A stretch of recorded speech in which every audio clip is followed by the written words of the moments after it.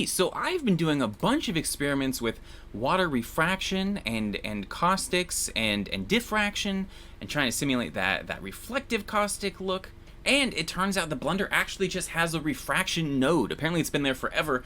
I just always ignored it. I'm kind of overdoing it a little bit on this shot just because this is the first shot where I was experimenting with everything.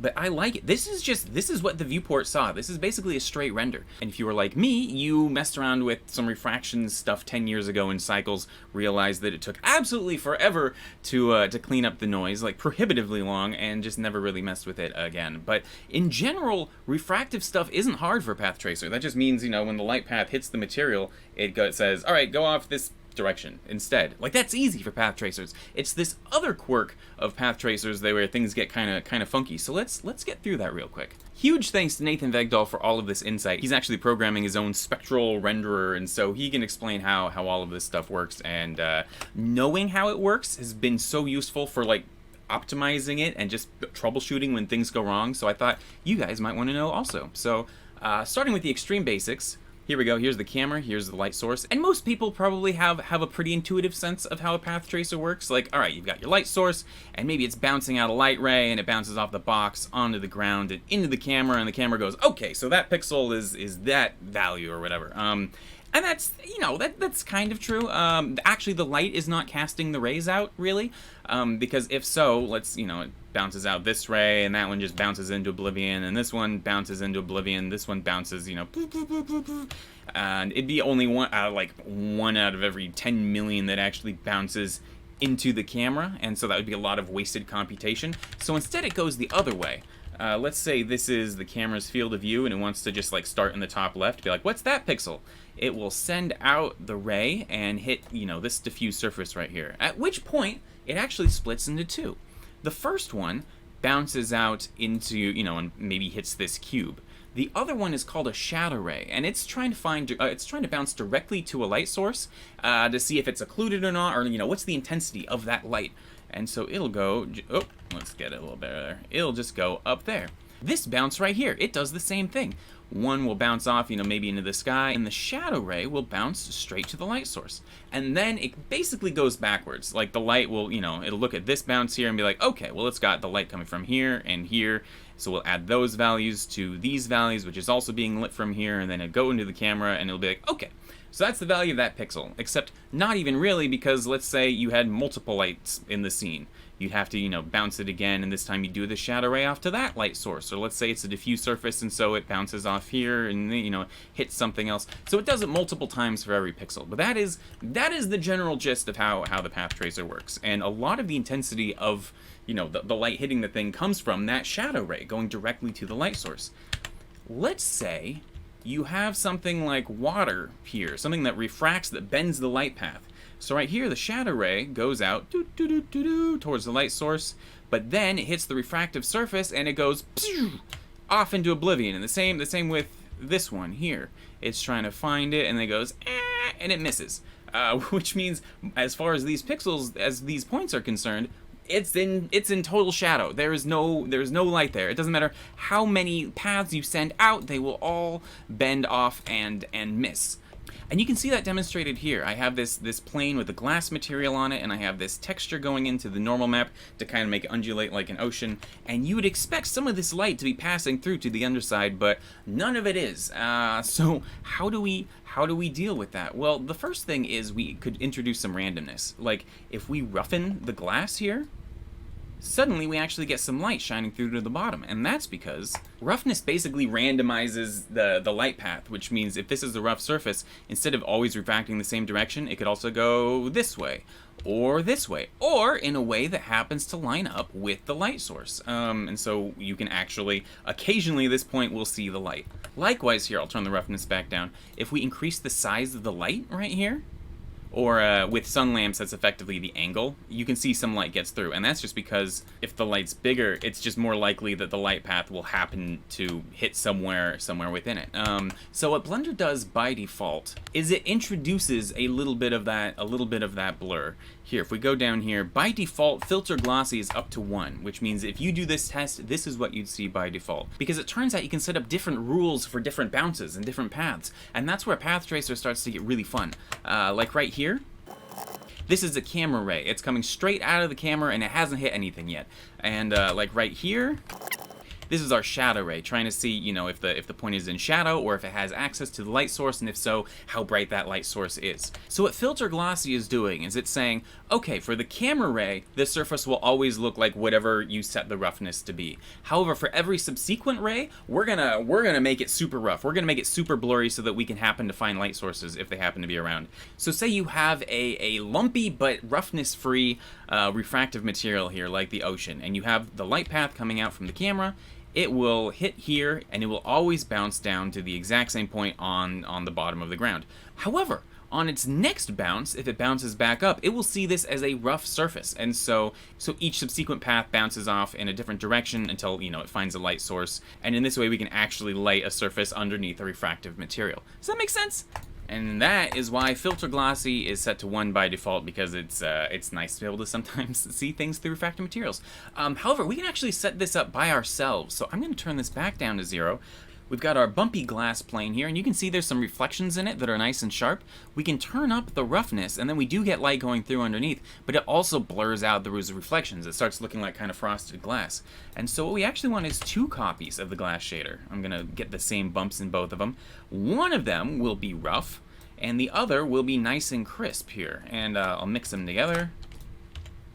So right now it's 50-50. However, we're going to define the mix factor by the type of light path it is. So if I hit Shift-A, input light path, you can see right here is camera ray, is shadow ray. It's got all the different types of rays here. I'm going to drag is camera ray down here.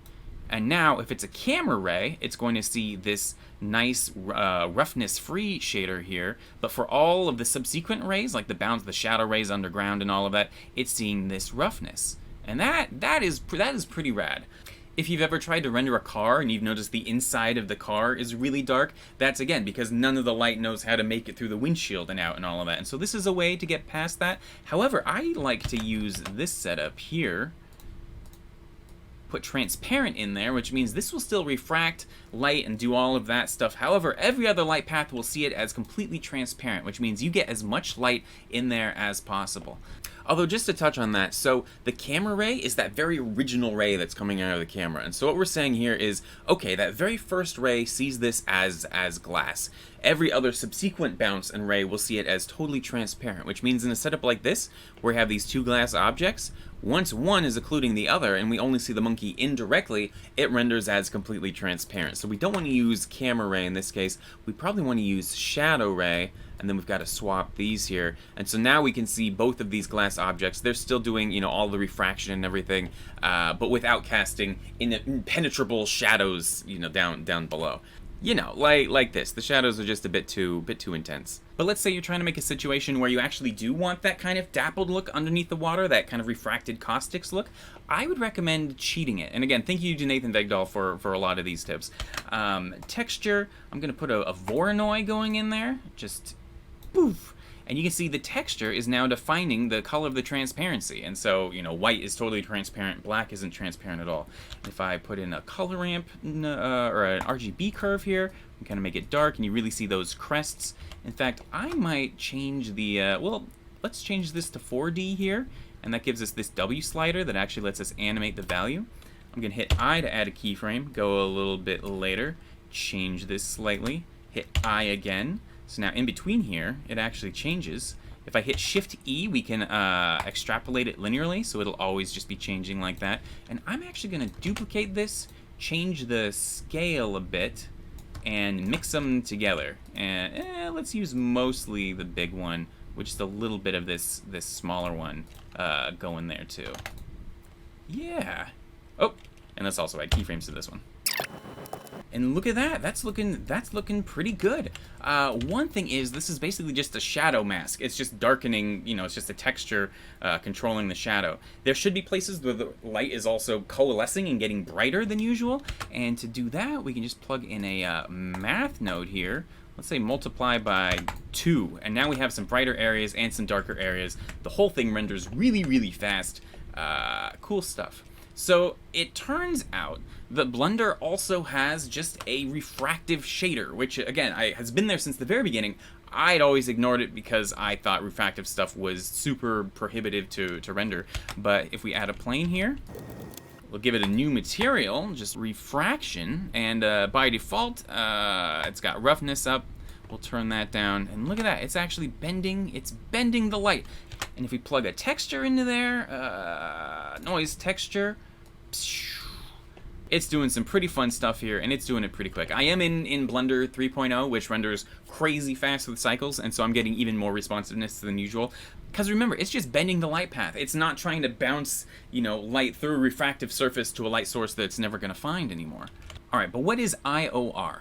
IOR stands for Index of Refraction. As long as the light path is moving through a medium of consistent density, like the air, it's going to keep going in a straight line. However, once it intercepts something of a different density, like glass or water or something like that, that's actually going to bend the light path for reasons I'm realizing right now I don't exactly understand, but it is true, and different densities refract light to different amounts, and they have actually cataloged what those different amounts are, and you can look that up. A refractive index of 1 means that there's no refraction, and so I think that's a vacuum, and then if you put air in the vacuum, it refracts it just a tiny bit, but you can see, like, ice refracts, you know, more. Diamond, being very dense, refracts like crazy. So if you're trying to render any of these materials, you can actually always look up, like, what is the specific refractive index of a sapphire? Or, like, water's 1.33. That means if we want this water to be realistic, we want the index of refraction to be at 1.33. It's a little misleading that this is called glass, because this is basically any refractive material like that. And you remember when I said that air was a medium with consistent density? Well, that is actually not true, because if you get air warm, it actually expands and becomes less dense, which means it will actually warp light, which is where we get heat distortion from, you know, and heat jets, and that heat rising up, you know, from the desert when stuff gets hot. I live about 8 miles from downtown Seattle, but like across the water, so there's direct line of sight. And Sean and I went down with his telescope once, which equates to, I think, a 2,000 millimeter lens, and we pointed it downtown and just look at this heat distortion. That's 8 miles of undulating air as the different hot and cold pockets warp those light paths before they get to us. This is pretty wild. I think this was the 4th of July or the day before the 4th of July, and so it was just like middle of the summer. It was pretty warm. But this is some exceptional reference. Actually, this is almost a little over the top, isn't it?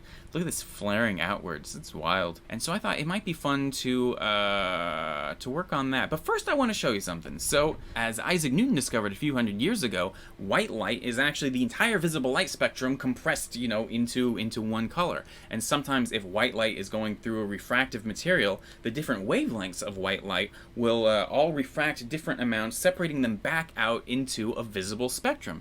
And wouldn't it be cool if we could simulate that with our shader setup? And I'll tell you right now that this is going to be a cheat, because in real life, white light is made up of, you know, the entire visible light spectrum, but in a computer, it's made up of red, green, and blue, and that's it. That's what we get. Everything is just made up of red, green, and blue. But with that in mind, let's duplicate this 3 times. This will be only red, this one will be only blue, and this one will be only green. And we can use an add shader here to actually add the values of all of these colors here. So we're turning it back into white light again. See that? Okay, so all we have to do is change the refractive index of each color just very slightly. So if we turn the refraction of the red value to like maybe up to 1.337, and if we turn the blue down to like maybe 327, you can see we actually get that kind of nice subtle refraction going on. And you can also turn up the roughness of just one of the channels. Maybe turn up red just a little bit, and then you get this kind of like red halo around stuff, which I like. In the case of this shot right here, a lot of lenses, especially telephoto lenses, they may not refract the light perfectly, which means one part of the spectrum may be out of focus, and so by turning up the roughness of like the blue channel, it's actually simulating getting not the entire wavelength correctly focused onto the sensor, and I think that's cool. It's very subtle, but there's that kind of just blue fringe around everything that's kind of fun. Oh yeah, look at that. Look at that heat distortion on the Hyperbole bike. That's pretty fun. This is just a plane with one of the old Steam stock footages that I released a year ago plugged into it. But to get to this point, it's a really basic setup, but I learned a bunch of things. So I think I'm going to go through all of that with you right now. First, some very silly basics. So typically with like a black and white image, black is represented by 0 and white is represented by 1. In fact, if you just create a you know, a value thing and plug it into the here, and, you know, 0 is black and 1 is white. Actually, I think it keeps going, but if you create a color ramp, this is basically a ramp from 0 to 1. If you have a mix shader going between two shaders, you can see, you know, it goes from 0 to 1 being the other one. And if you plug an image into that, I plugged a black and white image into that, and you know, the black bits are going to one shader, the white bits are going to the other. So 0 to 1, that's very, very common, but it's not universal. Say we create a texture here. Let's just plug in a noise texture instead of this image. And here we'll make this black and white. And you can see now the noise texture is basically just generating random values between 0 and 1. And you go, oh, cool, okay. So textures create values between 0 and 1. No, because if we create a Musgrave texture, plug that in, you'll notice a lot of it's just crunched straight to black. And why is that? That's because it's actually generating values between -1 and 1, which means everything below like the 50% mark is just going to be crunched to straight black. And similarly, with the refraction node, a default index of refraction, one that doesn't refract at all, is actually 1, and then it'll match what's behind it. If you try to go from 0 to 1, look at this. It just, you know, it goes off the screen, and it's pretty wild. In fact, it's conceivably possible to have a negative index of refraction in real life. It's just very, very unlikely, to the point where it's not even like really worth thinking about it.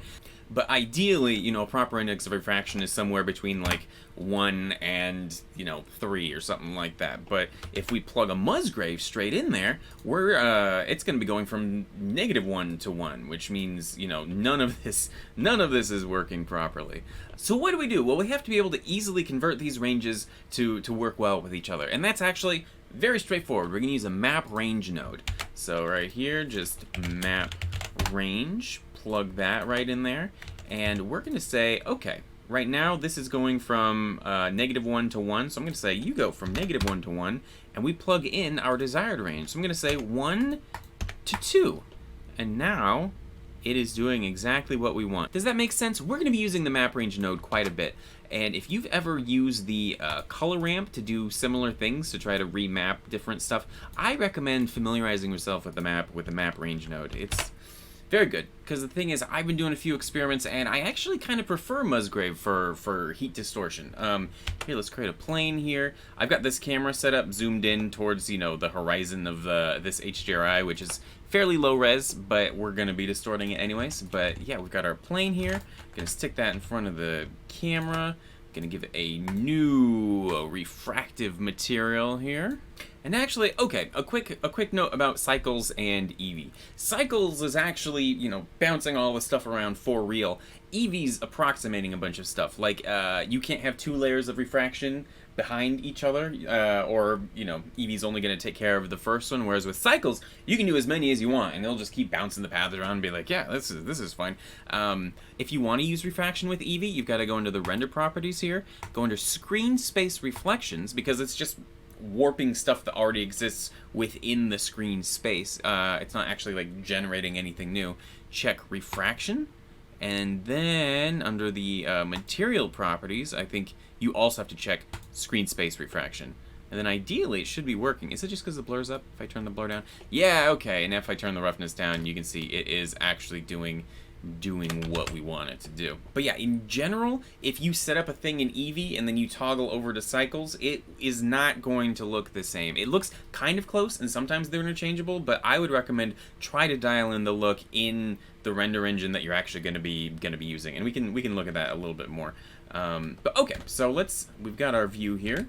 I'm going to create my Musgrave texture, plug it into the index of refraction, because we got to do our map range node. So we'll say, all right, you're going from -1 to 1 to 1 to 2.5. Yeah, there we go. That's kind of fun. Actually, because I have a node wrangler turned on, I can Control-Shift-Click on this to get like this preview thing. Actually, I can do it post map range, so then we have, you know, an actual.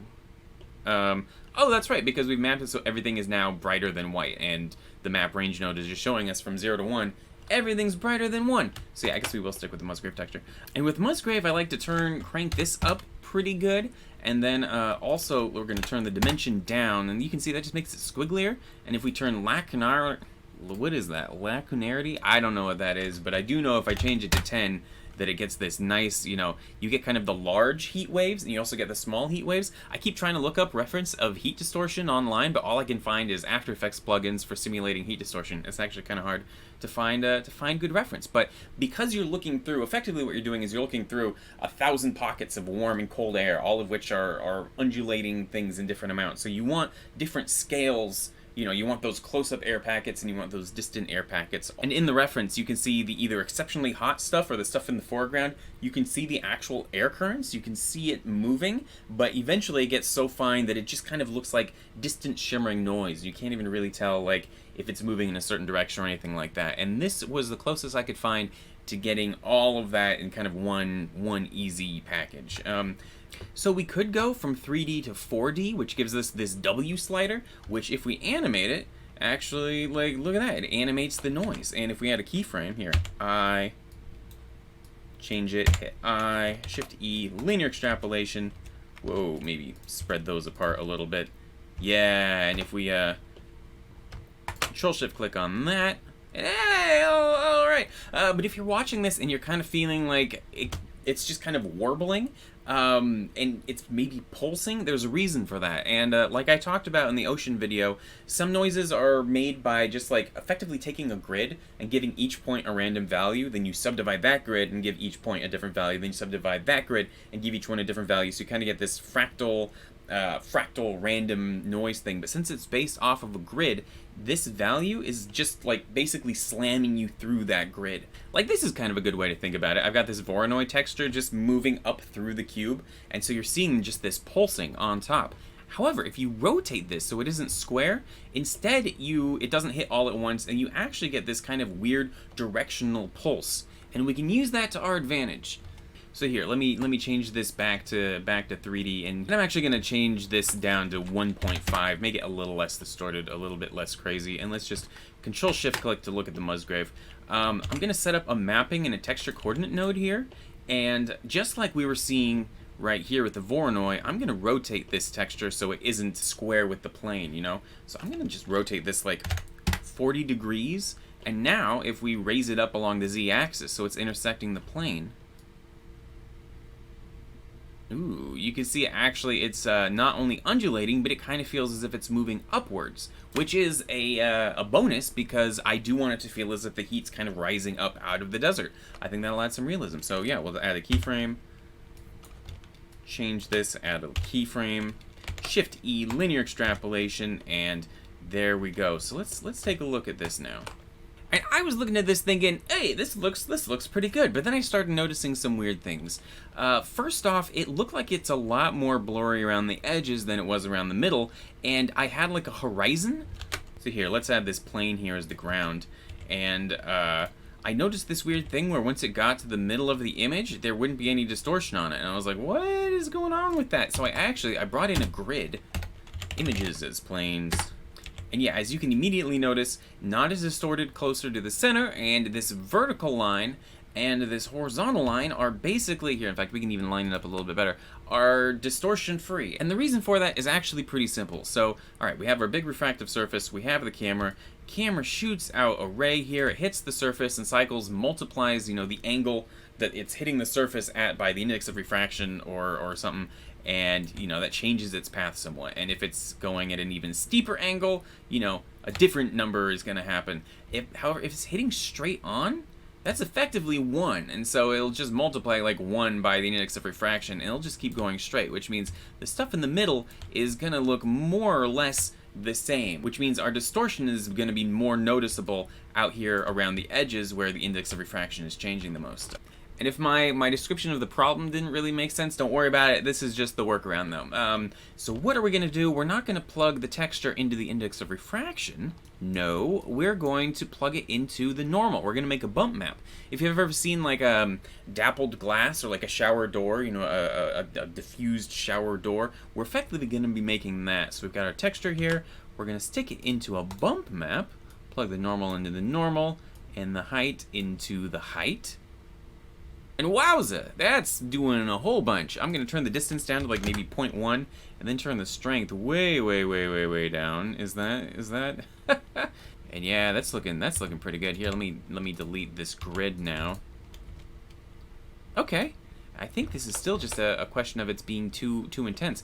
I could, instead of trying to get these numbers smaller and smaller, I can just use a map range node here and say, hey, okay, you're going from -1 to 0 to 0.2. And now it's much subtler, and you can see we have our larger heat waves moving through, but also our tiny little micro air pockets. And so I'm pretty happy with this. And we have officially reached the part of the night where my brain has concepts, but the little box that makes the words come out has gotten tired.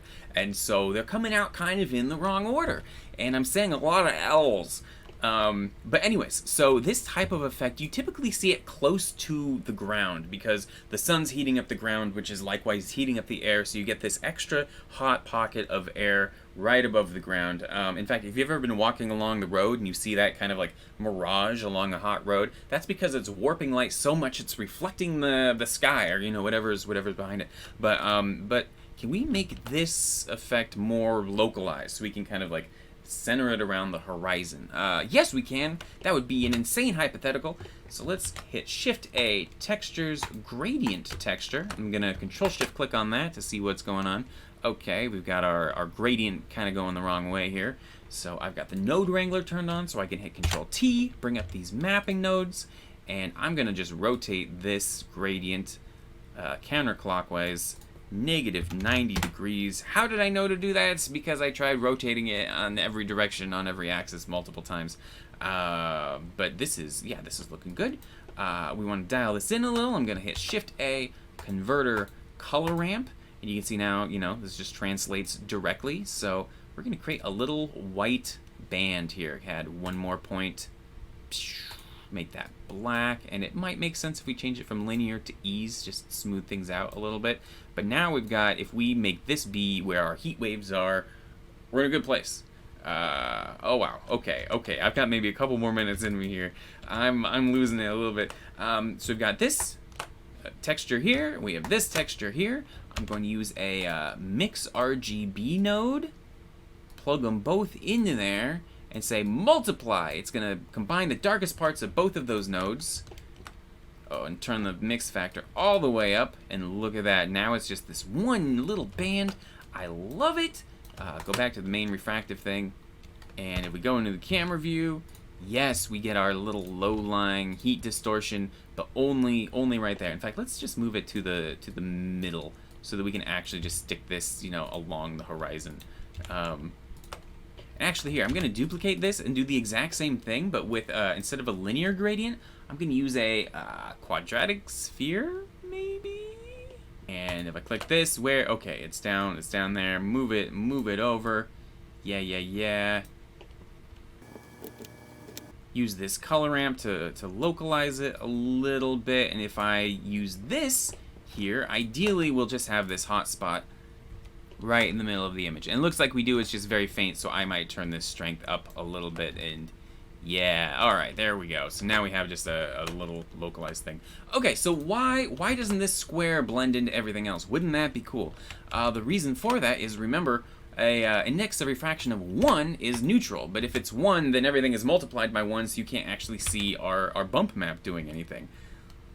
And we could take our gradient here and plug that into the index of refraction, and that way we would actually be having, it would be going from 0 to 1, which, remember, you don't want that to happen. Indexes of refraction would be going from 1 to, you know, 2 or 3, so we'll use a map range node here. 0 to 1, it will go from 1 to 2. Unfortunately, now we have this bulge, and we could tweak the bulge. If we make it negative, that's no good. I can turn it way down, but then we can't really see much of the bump. But what if I turn it way down and then just really crank this bump? Oh, that does it. Okay, that's pretty nice.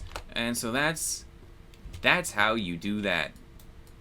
And with that, I'm gonna go to sleep. I will talk to you in 1 second. And it's a new day. Have I slept?